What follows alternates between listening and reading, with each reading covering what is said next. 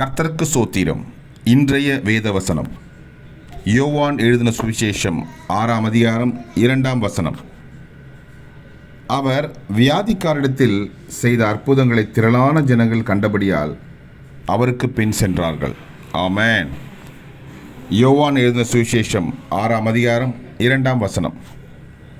அவர் வியாதிக்காரிடத்தில் செய்த அற்புதங்களை திரளான ஜனங்கள் கண்டபடியால் அவருக்கு பின் சென்றார்கள்.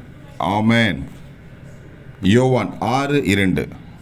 கர்த்தர் உங்களை ஆசீர்வதிப்பாராக, உங்களோடு கூட இருப்பாராக. ஆமென்.